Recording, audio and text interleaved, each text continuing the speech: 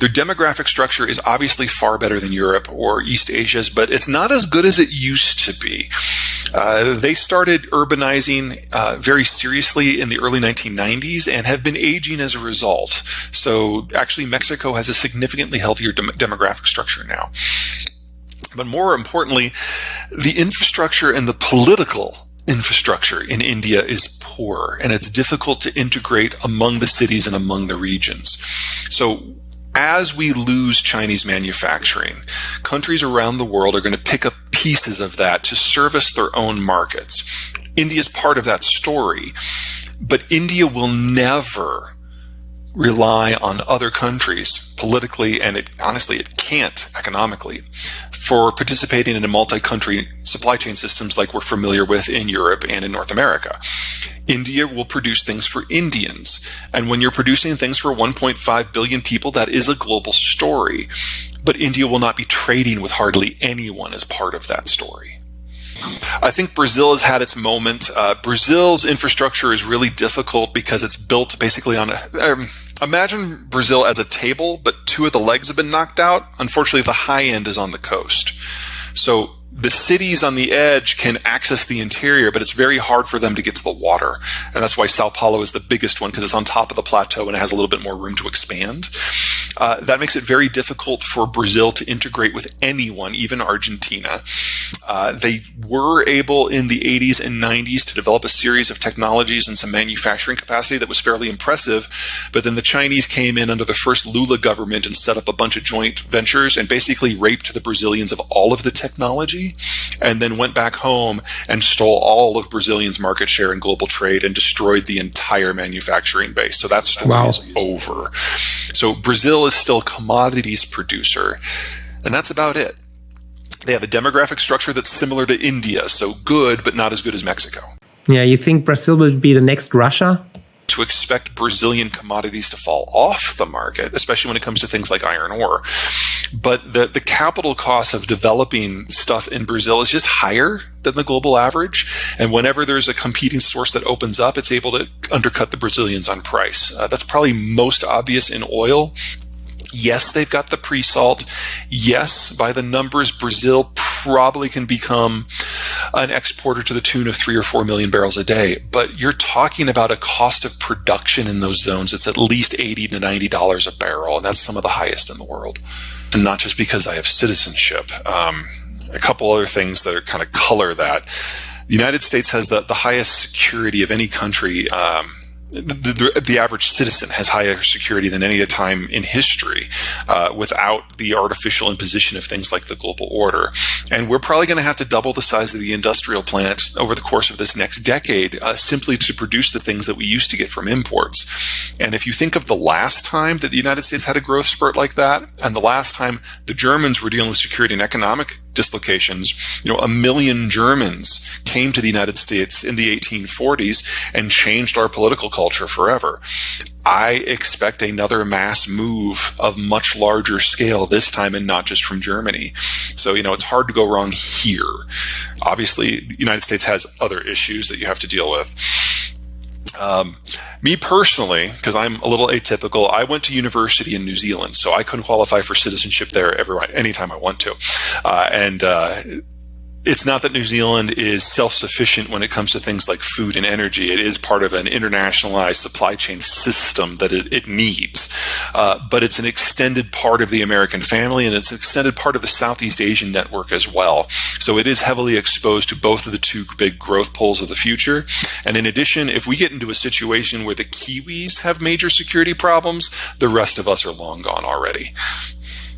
The problem with calling a super cycle is it implies that everything is going to remain globalized, and I don't think that's the case. And as the world breaks up into economic blocks, you're going to have different market patterns for each commodity based on where they're sourced and where they're needed. Okay. So in the case of the Western Hemisphere, which is probably going to be more or less one block, this is where most of the world's copper comes from, with Chile, to a lesser degree Bolivia, and then the United States and Canada being the big players. So when you're talking about the world needing to triple the amount of copper, we can't do that.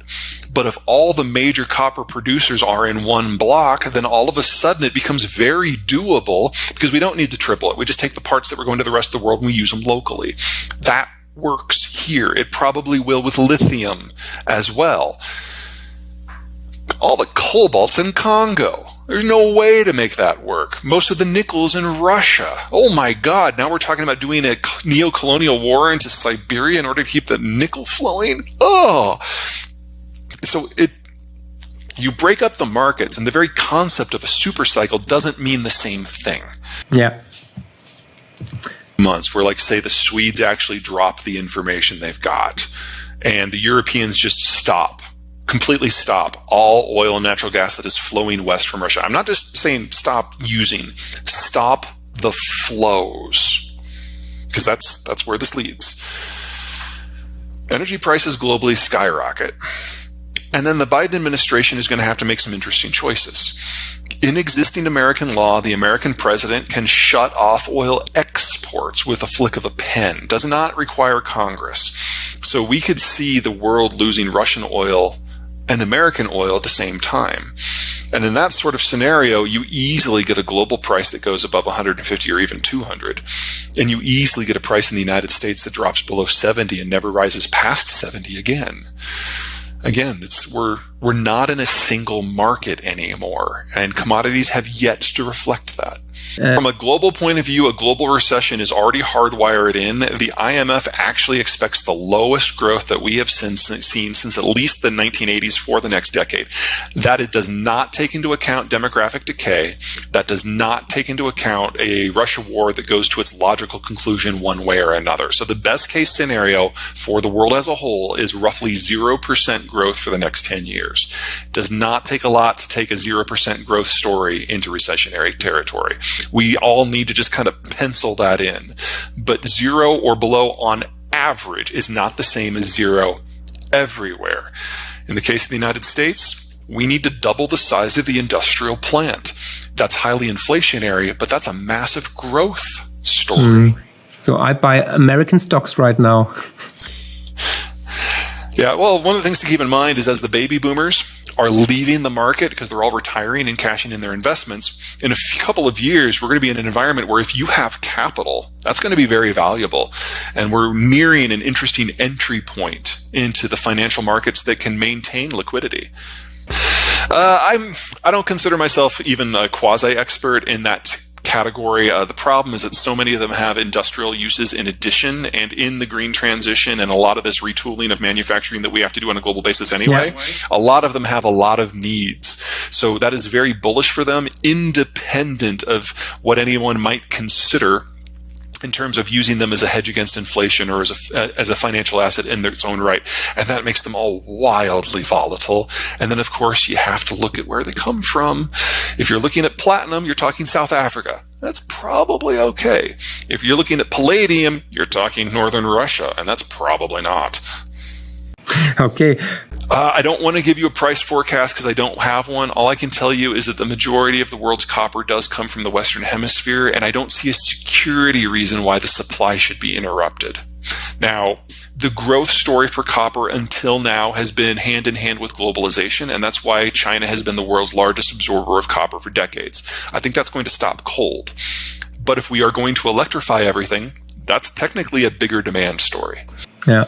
States is in the process of being phased out because the natural gas that comes out of the shale fields is primarily now a waste product, and it just can't compete on price. But if you break down global trade, one of the things that people forget is in terms of international energy patterns, oil and natural gas, those are the low carbon fuels, and they're internationally traded.